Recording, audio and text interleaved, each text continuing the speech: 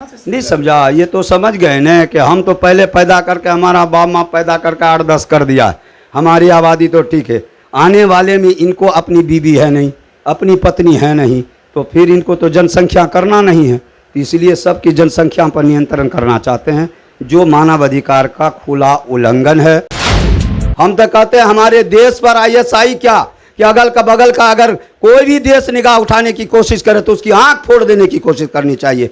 ISI अगर कर रहा तो उसको इससे पहले क्यों नहीं पकड़ लिया था? इसी टाइम क्यों पकड़िए? हकीकत है, उसको एकदम रगड़ दीजिए, मार दीजिए, काट दीजिए, क्योंकि हम देश के गद्दार को पसंद नहीं करते हैं। अरे इससे क्या होता है कि अगर उसको कम कर देंगे तो इनकी जो फैसिलिटी, जो 1 लाख का चश्मा लगाते हैं, 25,000 का कलम रखते हैं, बाल बनाने के लिए फॉरेन जाते हैं, तो ये सब घट न जाएगा। क्योंकि हमने खून दिया है, इसलिए मेरा खून इस देश के अंदर है और हमको देश से मोहब्बत है। मेरा धर्म भी बताता है कि देश से मोहब्बत करना यह धार्मिक चीज है। हुब्बुल वतनी जुजुल ईमान, हमारा ईमान जो मुसलमानों का है वतन से मोहब्बत के बारे में दिया है। मैं कहता हूं कि जनसंख्या अगर नियंत्रण करेंगे तो आप पहले बता लीजिए कि बॉर्डर पर खटने वाला जो मजदूर का बेटा है, जो किसान का बेटा है, आज 5 बेटा है तो 2 बेटा हम हिफाजत में दिए हैं, 4 बेटा है तो 2 बेटा हमने अपने देश की रक्षा के लिए दिया है। कल हमारे पास एक ही बेटा होगा तो क्या मैं आपको बेटा रक्षा के लिए देंगे? तब हमारा देश रक्षित नहीं होगा, सुरक्षित नहीं हो सकता।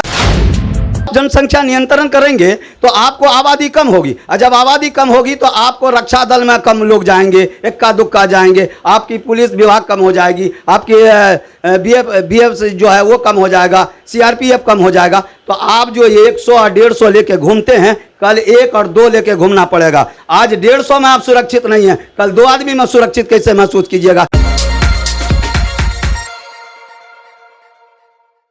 नमस्कार, मैं हूं आकिब जावेद और आप देख रहे हैं द बॉस न्यूज़। आज हमारे साथ स्टूडियो में मौजूद है शाहिद मुस्तफ़ा साहब। इनके बारे में बता दूं, ये आम आदमी पार्टी के नेता भी हैं और साथ ही साथ सामाजिक कार्यकर्ता भी हैं। आइए इनसे आज हम बात करेंगे जो यूपी में योगी आदित्यनाथ ने जो बिल पास किया है जनसंख्या नियंत्रण का, उसके ऊपर कुछ चर्चा करेंगे, उस पर बात करेंगे कि आखिर ये बिल सही है, नहीं है, और है तो क्यों है, इससे क्या लाभ मिलेगा, क्या हानि है, इस पर हम बात करेंगे। शाहिद साहब, आपका सबसे पहले हमारे स्टूडियो में आने के लिए बहुत बहुत धन्यवाद। शुक्रिया आपका कि आपने हमें अपने स्टूडियो में बुलाने का काम किया।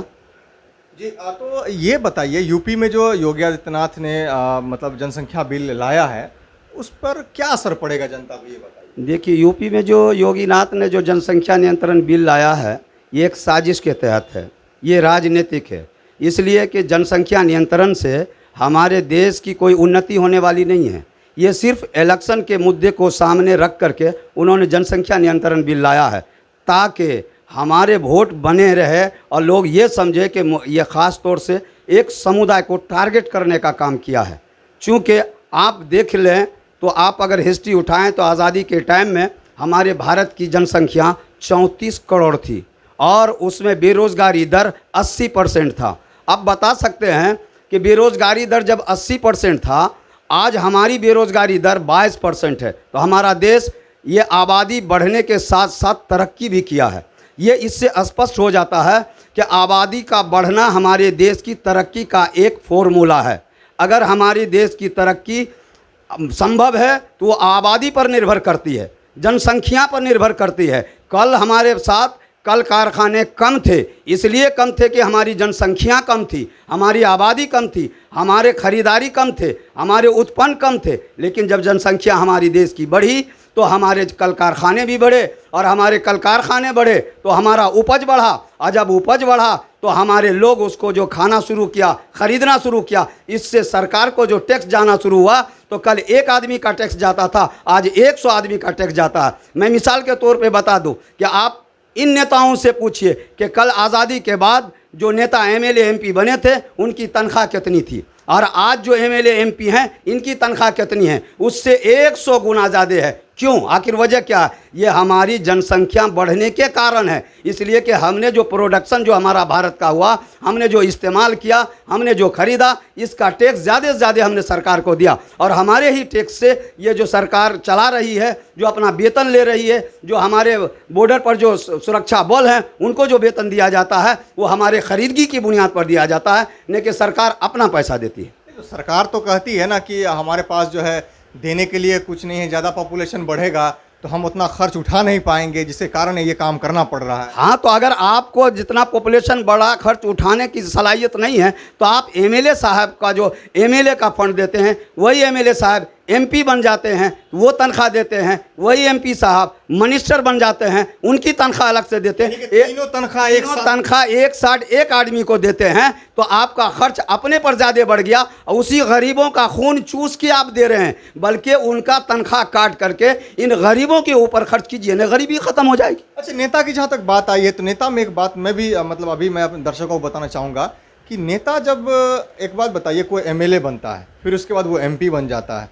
फिर उसके बाद वो मिनिस्टर बन जाता है, तो तीनों का तनख्वाह एक साथ देने का क्या मतलब है, ये बताइए। मतलब है कि वो लोग ऐशो आराम से ज़िंदगी गुजारे और जनता को बेवकूफ़ बनाकर इनका खून चूसता रहे और अपनी राजनीति को चमकाता रहे। इसलिए कि अगर आपको जनता से इतना ही प्यार है तो आप कोई भी आदमी सरकारी नौकर अगर राजनीतिक में आना चाहता है तो आप शर्त लगाते हैं कि आप अपनी नौकरी से इस्तीफा दें, नौकरी से इस्तीफा दे करके फिर आप कोई काम करें। तो फिर आप उस एमपी साहब को क्यों नहीं कहते हैं कि आप एमएलए से इस्तीफा दे दें, उनकी तनख्वाह से मुक्त हो जाएं, तब एमपी की तनख्वाह हम देंगे, एमपी से ये हो जाइएगा तब मिनिस्टर की तनख्वाह देंगे।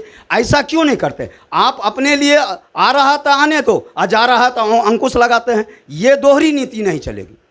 अक्सर देखा गया है, आप देखिए कि कितना खर्च एक विधायक पे कितना खर्च होता है। वो हार भी जाता है तो तनख्वाह अलग उठाता है, सरकारी फैसिलिटी अलग उठाता है, उसके पास बॉडीगार्ड होते हैं, बॉडीगार्ड को 50 से लेकर के 80,000 रुपये का उसको तनख्वाह अलग दिया जाता है। बताइए, अगर वो पैसा अगर बचता तो जनता के पीछे खर्चा होता तो जनता कम से कम आराम और सुख मुसीबत से दूर रहती कम से कम। अरे इससे क्या होता है कि अगर उसको कम कर देंगे तो इनकी जो फैसिलिटी, जो 1 लाख का चश्मा लगाते हैं, 25,000 का कलम रखते हैं, बाल बनाने के लिए फॉरेन जाते हैं, तो ये सब घट न जाएगा। इसलिए जनता नियंत्रण करना चाहते हैं कि जनसंख्या नियंत्रण करें और इनका पैसा सारा का सारा हम विधायक, एमपी, एमएलए, मिनिस्टर और मुख्यमंत्री और प्रधानमंत्री ऐशो आराम की ज़िंदगी गुजारें। आप लोग एसी में रह करके आप खेत में खटने वाले किसानों के बारे में क्या समझ पाइएगा? कुछ नहीं। आज हमारा किसान बॉर्डर पे पड़ा हुआ है 8 महीने से, लेकिन उसकी सुनवाई नहीं कर रहे। जो अन्नदाता है, अन्नदाता की सुनवाई नहीं की जा रही। आखिर कारण क्या है? कारण क्या है? हिटलर शाही है, हिटलर वाली हुकूमत है, इसीलिए हमारे अन्नदाता की सुनवाई नहीं हो रही। आज बॉर्डर पे जो देश की रक्षा और सुरक्षा कर रहा है वही अन्नदाता का बेटा है। कल आप वही अन्नदाता के बेटा को आपने बॉर्डर पे रखा है, वो अपनी जान हथेली पर लेकर के हमारी सुरक्षा करते हैं। आज उसी का पिताजी बॉर्डर पे बैठा हुआ है, 8 महीने से बैठा हुआ है, उसकी आप सुनवाई नहीं कर रहे हैं और कहते हैं जनसंख्या नियंत्रण करेंगे। मैं कहता हूं कि जनसंख्या अगर नियंत्रण करेंगे तो आप पहले बता लीजिए कि बॉर्डर पर खटने वाला जो मजदूर का बेटा है, जो किसान का बेटा है, आज 5 बेटा है तो 2 बेटा हम हिफाजत में दिए हैं, 4 बेटा है तो 2 बेटा हमने अपने देश की रक्षा के लिए दिया है। कल हमारे पास एक ही बेटा होगा तो क्या मैं आपको बेटा रक्षा के लिए दूंगे? तब हमारा देश रक्षित नहीं होगा, सुरक्षित नहीं हो सकता है। इसलिए कि हमारे पास सुरक्षा बल ही नहीं रहेगा। जनसंख्या नियंत्रण करेंगे तो आपका जो सुरक्षा बल है वो भी नियंत्रण में हो जाएगा, उसकी भी क्वांटिटी कम जाएगी, तो फिर आप देश को कैसे रक्षा करें? इसका मंशा है कि आप देश की रक्षा सुरक्षा की बात नहीं, बल्कि आप अपनी रक्षा और सुरक्षा अपने ऐशो आराम के लिए ऐसा काम करना। अभी एक मंत्री देखते हैं कि आज हमारे प्रधानमंत्री ही 20-20 मतलब जो कमांडो को लेकर के चलते हैं, तो उस पर भी तो अंकुश लग सकता है। लगेगा नहीं। जब आप जनसंख्या नियंत्रण करेंगे तो आपको आबादी कम होगी, और जब आबादी कम होगी तो आपको रक्षा दल में कम लोग जाएंगे, इक्का दुक्का जाएंगे, आपकी पुलिस विभाग कम हो जाएगी, आपकी बीएफ जो है वो कम हो जाएगा, सीआरपीएफ कम हो जाएगा। तो आप जो 100 और 150 लेके घूमते हैं, कल 1 और 2 लेके घूमना पड़ेगा। आज 150 में आप सुरक्षित नहीं हैं, कल 2 आदमी में सुरक्षित कैसे महसूस कीजिएगा? ये तो जनता को गुमराह करने और जो इलेक्शन सामने उसको सामने रखते हुए ये बिल लाने का काम योगी जी किया। अच्छा, एक चीज़ और है, ये इसमें बहुत अच्छी बात कही आपने कि दरअसल जब इलेक्शन आने वाला ही होता है तभी कहीं क्यों बम ब्लास्ट होने लगता है, जब इलेक्शन आने वाला होता है तभी क्यों अलकायदा मिल जाता है, जब इलेक्शन आने वाला होता है तभी आईएसआई क्यों आ जाता है, जब ये इलेक्शन होने वाला होता है तभी गाय भैंस मंदिर मस्जिद क्यों होना शुरू हो जाता है? ये इलेक्शन का मुद्दा है, क्योंकि लोग भावनात्मक बहुत लोग होते हैं जो भावनाओं में बह जाते हैं। ये लोग एक साइकोलॉजिकल को रखते हैं कि किस वक्त में कौन से इंसान की साइकोलॉजी क्या काम कर रही है, उस हिसाब से उनके मन की बात करोगे। अगर हम गाय की बात करेंगे तो भावनात्मक है, इस पर हमारा वोटर हमारी तरफ होगा। मंदिर की बात करेंगे तो वोटर हमारा होगा। बम ब्लास्ट की बात करेंगे तो वोटर हमारा होगा कि देखिए आज आईएसआई आ गया। हम तो कहते हैं हमारे देश पर आईएसआई क्या कि अगल का बगल का अगर कोई भी देश निगाह उठाने की कोशिश करे तो उसकी आंख फोड़ देने की कोशिश करनी चाहिए। आईएसआई अगर कर रहा तो उसको इससे पहले क्यों नहीं पकड़ लिया था? इसी टाइम क्यों पकड़िए? हकीकत है, उसको एकदम रगड़ दीजिए, मार दीजिए, काट दीजिए। चूँकि हम देश के गद्दार को पसंद नहीं करते हैं, चूँकि हमने खून दिया है, इसलिए मेरा खून इस देश के अंदर है और हमको देश से मोहब्बत है। मेरा धर्म भी बताता है कि देश से मोहब्बत करना ये धार्मिक चीज़ है। हुब्बुल वतनी जुज़ुल ईमान, हमारा ईमान जो मुसलमानों का है वतन से मोहब्बत के बारे में दिया है कि जिस देश में रहो उस देश से मोहब्बत करो। हमने मोहब्बत की है, हमने कुर्बानी दी है, हमने जंग आज़ादी लड़ी है, इसलिए हमको हमारे देश से मोहब्बत है। बाकी किसी देश से हम देश से ज़्यादा किसी से मोहब्बत नहीं करते। अगर कोई हमारा विस्फोट करता है तो उसको सज़ा दी जाए, लेकिन इसके अंदर सिर्फ यही है, इलेक्शन के समय क्यों पकड़ा जाता है?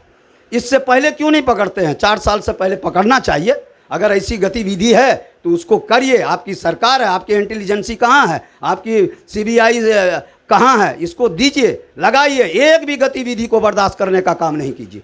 हम इसके खिलाफ हैं। अच्छा, एक चीज़ और है, यहाँ जैसे यूपी में हो गया, यूपी में योगी आदित्यनाथ ने बिल तो पास कर दिया। चलिए, अब उसी की सुगबुगाहट जो है बिहार के अंदर है, मगर बिहार में भी दोहरी राजनीति नज़र आ रही है। जो जदयू के जो अलायंस पार्टनर हैं बीजेपी के सारे लोग, आज सम्राट चौधरी ने भी बयान दिया है कि बिल आना ज़रूरी है। वहीं नीतीश कुमार कहते हैं कि बिल के हम खिलाफ हैं, बिल लाने से सिर्फ कुछ नहीं होता है, बिल जो लाना है, बिल लाने से बेहतर है कि जागरूकता अभियान चलाया जाए। तो क्या है ये सब, क्या चल रहा है? ये हमारे नीतीश कुमार जी जो मुख्यमंत्री है, इन्होंने जो अप्रोच किया है, मैं इसका समर्थन करता हूँ और दिलो जान से समर्थन करता हूँ कि जनसंख्या नियंत्रण से मेरा नियंत्रण नहीं होगा। इन्होंने कहा कि जागरूकता लाएं। जब हमारे यहाँ एजुकेशन बढ़ेगा, पढ़ाई बढ़ेगी, तो खुद ब खुद सोच उसकी बनेगी कि हमको अपना परिवार छोटा रखना है या बड़ा रखना है। ये काम जो मुख्यमंत्री बोले हैं ये सही बोले हैं। बीजेपी वालों ने ये तो ज़बरदस्ती थोपने का काम किया जा रहा है, ये लोगों के धार्मिकता को उभारने का काम किया जा रहा है। जनसंख्या आप नियंत्रण क्या कर सकते हैं? हम कह रहे हैं कि हमारा 2 बच्चा है, एक बेटी है, एक बेटा है। आप गारंटी देंगे कि बेटी और बेटा में से कोई नहीं मरेगा? अगर इसकी गारंटी देते हैं बीजेपी वाले कि बुढ़ापा तक, माँ बाप के बुढ़ापा तक ये बच्चा नहीं मरेगा, मैं उसकी गारंटी देता हूँ, तो ये नियंत्रण बिल लाएं। और अगर गारंटी नहीं देते हैं तो उनको कोई अधिकार नहीं होता है, इसलिए कि मानव अधिकार का जो है ये हनन है। ये भारत सरकार में जो हमारा संविधान है उसमें मानव अधिकार जो हमको दिया गया, इस पर ये हमला कर रहे हैं, इसको ये कुचलने का काम कर रहे हैं अपने ताकत के बल पे। अच्छा, एक बात बताइए, इसमें एक चीज़ तो और है कि अगर वो कहते हैं जनसंख्या नियंत्रण, बच्चे 2 से ज़्यादा नहीं हो सकते हैं, 2 तक होंगे तो आपको फैसिलिटी मिलेगी। हो सकता है किसी को पहले एक बच्चा हुआ और दूसरे बच्चे में जुड़वा हो गया, तो फिर क्या होगा? ये तो योगी जी से न पूछिए, चूँकि उनको तो औलादे नहीं है। उनको औलाद होती तब ने उनको पता चलता कि औलाद का दर्द क्या होता है, बच्चों का दर्द क्या होता है। ये उनको औलाद नहीं है इसलिए उसको दर्द नहीं है। जो शराब नहीं पिया है तो शराब का मज़ा नहीं जानता है कि कैसा होता है। जो पीता है उनसे पूछिए कि मज़ा कैसा होता है। तो योगी जी को तो औलादे नहीं है, तो उनको औलाद का क्या, उनको पत्नियाँ नहीं, तो पत्नी की मोहब्बत क्या समझेंगे कि पति पत्नी क्या होता है? तो जो जिनके पास है उनसे पूछिए कि दर्द क्या होता है। ये बकवास वाली बातें हैं, ये सब कोई बातें नहीं है। आप वही तो हम कहा कि वो अगर कह रहे हैं कि फैसिलिटी नहीं देंगे, तो क्या आज फैसिलिटी दे रहे हैं सबको? आज सिर्फ 85 लाख आदमी को आप 5 किलो चावल गेहूँ दे रहे हैं, बाकी 135 करोड़ जो आबादी है उसका क्या हाल होगा? आप किसको दे रहे हैं?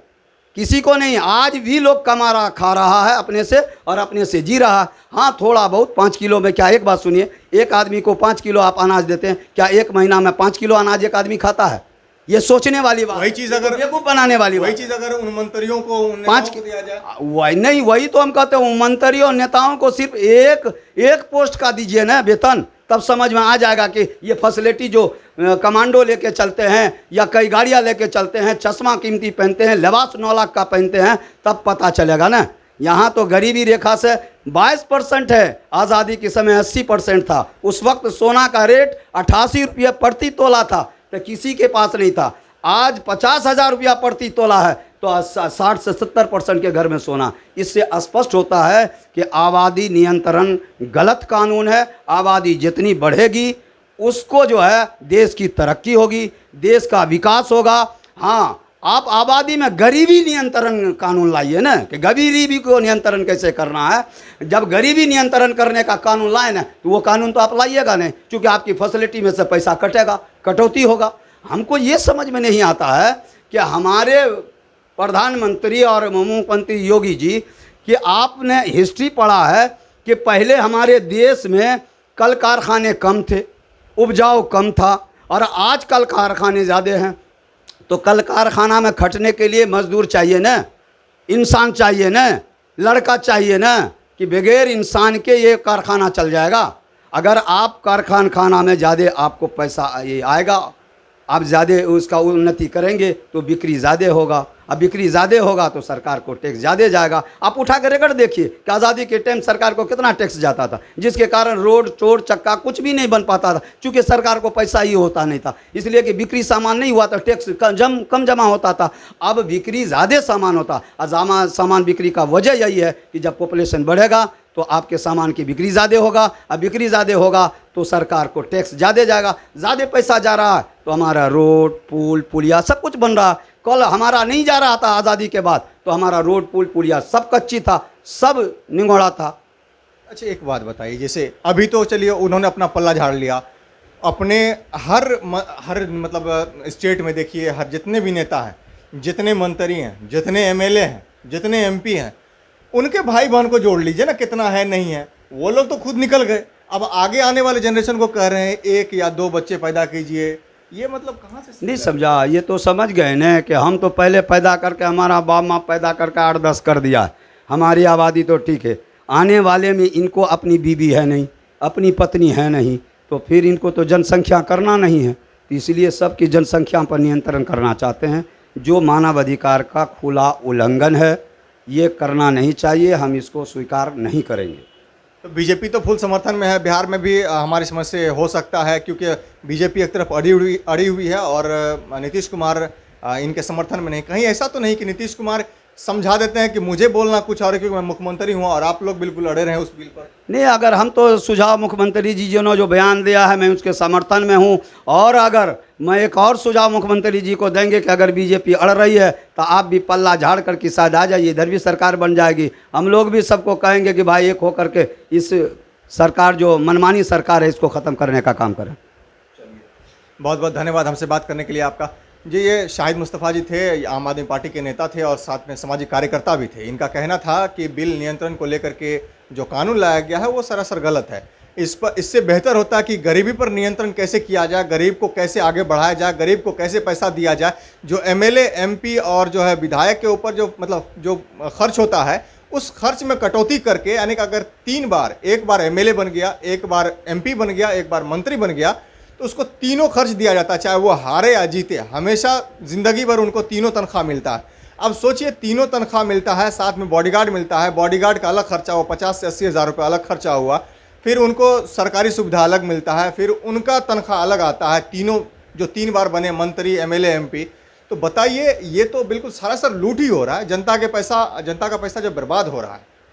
तो खैर, ये चर्चा तो आपने सुना, आपको क्या लगा वो हमें कमेंट बॉक्स में ज़रूर बताइएगा, और ऐसे ही खबरों को देखने के लिए आप बने रहें द बॉस न्यूज़ के साथ। चैनल को सब्सक्राइब नहीं किया, चैनल को सब्सक्राइब कर लें। धन्यवाद।